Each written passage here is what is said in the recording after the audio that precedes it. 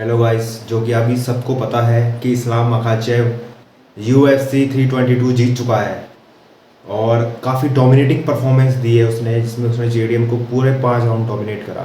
JDM के पास उसकी wrestling के लिए कोई आंसर नहीं था, कोई टेक डाउन डिफेंस नहीं कर पाया JDM।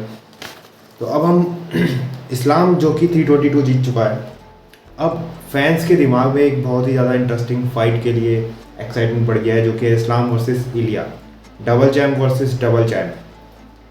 तो दोनों के लिए एक दूसरे को हराना बहुत मुश्किल होने वाला है और दोनों को मेरे हिसाब से दोनों को एक दूसरे की ज़रूरत है, भले ही वो लेगेसी फाइट हो या फिर लेगेसी फाइट हो या फिर पॉपुलैरिटी के लिए हो, मनी वाइज हर तरीके से ये एक बिगेस्ट फाइट है UFC में इस वक्त।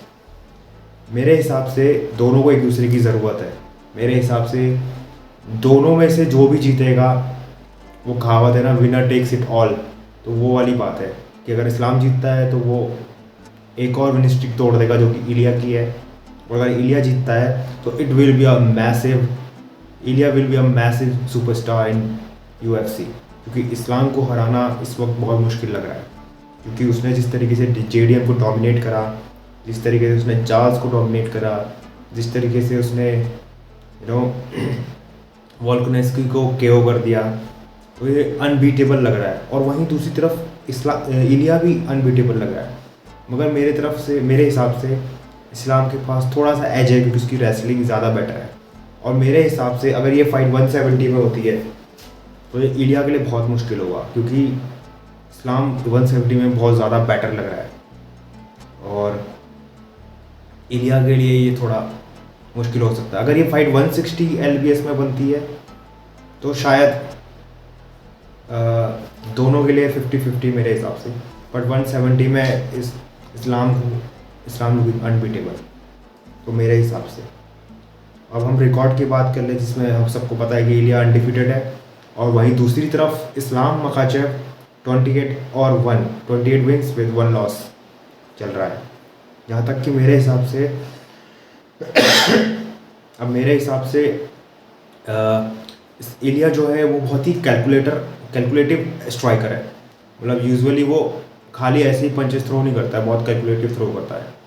वहीं इस्लाम बहुत ही एक डिफेंसिव स्ट्राइकर है, तो काउंटर स्ट्राइकर जिसे कहते हैं हम, और उसकी रेसलिंग इलिया से बेटर है और वो स्ट्रॉन्ग भी लग रहा है मेरे हिसाब से, तो काफ़ी स्ट्रॉन्ग भी है, काफ़ी उसकी कार्डियो भी मुझे ऐसा लगा कि शायद इस्लाम मूव अप कर रहा है तो उसका कार्डियो कॉम्प्रोमाइज़ हो जाएगा, बट मुझे बिल्कुल नहीं लगा कि इस्लाम का कार्डियो कॉम्प्रोमाइज़ हुआ इस फाइट में।